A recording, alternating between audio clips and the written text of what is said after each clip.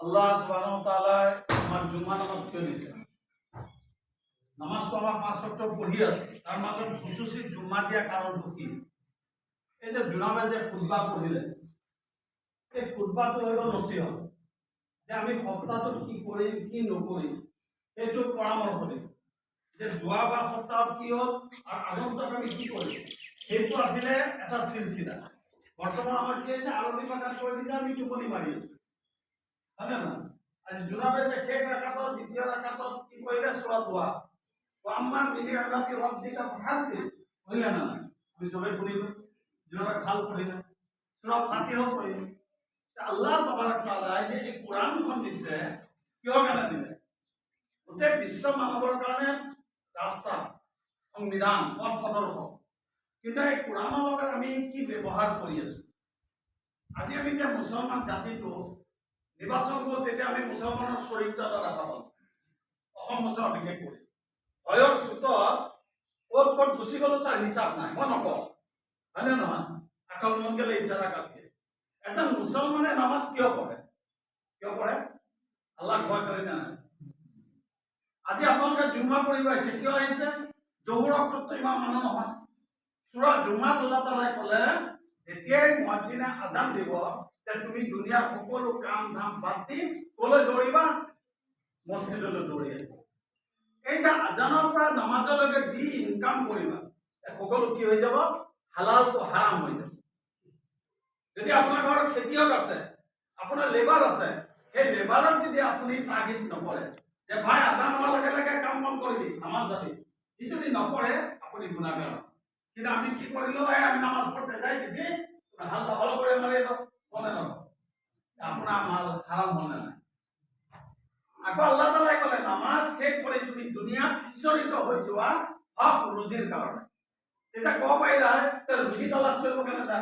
আল্লাহ এইটো বান্দাৰ কথা জানে। তেতিয়া বান্দাই ক'লে নাই, আল্লাহ এইটো কৈছে ৰুজি বিচাৰিবৰ কাৰণে, সেইকাৰণে হাৰাম বাৰাম তাৰাম চব কালেকশ্যন কৰিছে। আল্লাহ কি ক'লে? হক ৰুজি তুমি তালাচ কৰা। কি কাম দিলে? দুটা কাম দিলে না নাই?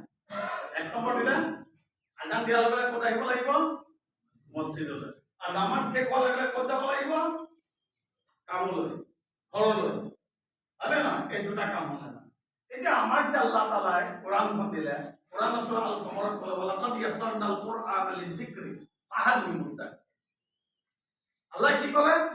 চাৰিবাৰ হাবিজাব ইয়াত আছে, মৌলানা সাহেব ভুল হ'লে কৈ দিব, মইতো হাফিজুল আলিম না, আপোনালোকৰ নিচিনা জেনেৰেল নহয়।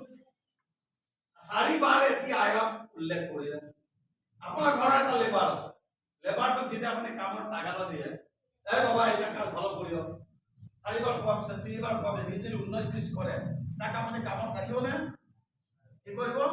বেটা তোমাকে লাগবো না, তুই বাড়ি থেকে যাও, অত বলতে লাগে, হয়নে নহয়? আল্লাহ চাৰিবাৰ ক'লে মই তোমাৰ কাৰণে এই কোৰআনক সহজ কৰি দিছো, কোনোবা আসানে উপদেশ লওঁ না, কোনোবা আসানে উপদেশ গ্ৰহণ কৰোঁ না। আল্লাহ উপদেশ দি আছে, আমি কোৰআনক বান্ধি মছজিদৰ ওপৰত কৰিছো না। মৰাৰ পিছত আল্লাহ তাআলাই কোনো কিতাপৰ হিচাপ নলয়, কোনো কিতাপৰ। যিমান আপুনি হাদিছ পঢ়ক, ফিকাহ পঢ়ক, এটা কিতাপৰ হিচাপ ল'ব, তই কোৰআন পঢ়িছিলি নাই, কোৰআন বুজিছিলি নাই, তেতিয়া মই জবাব দিব পাৰিম নেকি? আজি আমাৰ যে তফচিলকাৰসকলে, ডাঙৰ ডাঙৰ বুজুৰ্গসকলে এই যে কোৰআন শৰীফ প্ৰতিটো ভাষাত অনুবাদ কৰি দিছে, কিহৰ কাৰণে দিছে? আজি আপোনাৰ আমাৰ জামাত ইছলামী হিন্দৰ প্ৰকাশ কৰা হৈছে, আমাৰ বদৰুদ্দিন সাহেব তেখেতে মৰ্তজা মাৰি বগা কোৰআন তৰ্জমা কৰিছে সম্পূৰ্ণ। ইমান মোটা মোটা ভলিউম আপোনাৰ 4 খণ্ড ওলাইছে, 12 খণ্ড ওলাইছে। কিয় ওলাইছে? এই যে আলিমসকলে ওলাইছে, তেখেতসকলে জাহিল নেকি? কিয় কাৰণে ওলালে? অসমীয়া জানে, আমি আৰবী নাজানো, আমি উৰ্দু নাজানো, আমি ফাৰ্চী নাজানো। আমাৰ মাদ্ৰাসাত পঢ়া ছাত্ৰসকলে, শিক্ষকসকলে আৰবী শিক্ষাৰে শিক্ষিত হৈ গ'ল, কিন্তু জেনেৰেল সৰ্বসাধাৰণ ৰাইজে অসমীয়া ভাষাত যাতে কোৰআনখন পঢ়ি নিজৰ ৰাস্তাটো, শুদ্ধ ৰাস্তাটো পাব। এতিয়া আল্লাহ তাআলাই যে ক'লে সূৰা দুহাত, আম্মা বিনিআমাতি ৰাব্বিকা ফাহাদ্দিস, মই তোমাক যি নিয়ামত দিছো তাৰ তুমি শুকৰিয়া আদায় কৰা। এতিয়া আমি বুজি পাইছিলো না আয়াতটো? কেইবাৰ আয়াত? বহুত কম হৈ গ'ল। 100টাত দুটামানে বুজি পালে, 98 জনে আমি বুজি নাপাওঁ। প্ৰথম হৈ গ'ল যে আল্লাহ তাআলাই যে আমাক নিয়ামত দিছে সুস্থ শৰীৰ দিছে নে নাই? দিছে না? আমাক কানা বনোৱা নাই, কলা বনোৱা নাই, বুবা বনোৱা নাই, লেঙেৰা বনোৱা নাই, বনাইছে নেকি?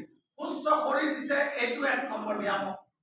2 নম্বৰ নিয়ামত আল্লাহ তাআলাই দিলে আমাক আল্লাহ ৰাসূল সাল্লাল্লাহু আলাইহি ওয়াসাল্লামৰ উম্মত বনালে।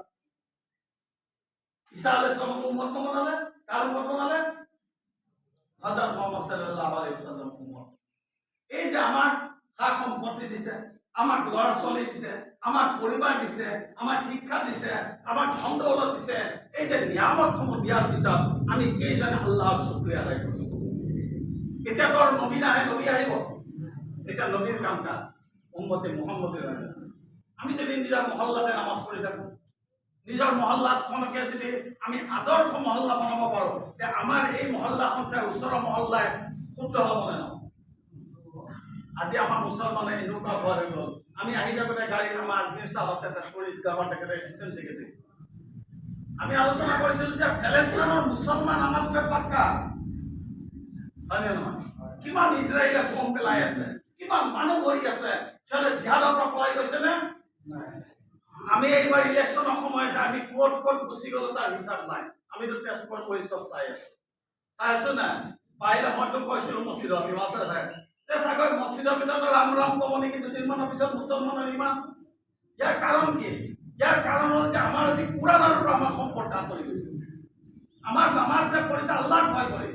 এটা কথা কৈ মই শেষ কৰিম, যেতিয়া ফেলেস্তাইনত, যেতিয়া আগতে ৰাছিয়া সুপ্ৰিম পাৱাৰ আছে, কোন আছে? আজি যেনেকে আমেৰিকা আছে, এটা সময়ত ৰাছিয়া আছে।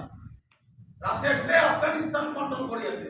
তেতিয়া তাত যিসকল দিনৰ আলিমে দিনসকলে আল্লাহৰ ৰাস্তাত জিহাদ কৰিছিল যে আমি এখন ইছলামিক ৰাষ্ট্ৰ হলাম, ইয়াৰ পৰা কমিউনিষ্টক শেষ কৰিম, তেতিয়া ভাৰতবৰ্ষৰ পৰা কিছুমান আলিমে দিন গৈছিল তাত।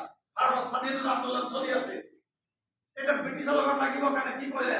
কিছুতো শিক্ষা ল'ব লাগে।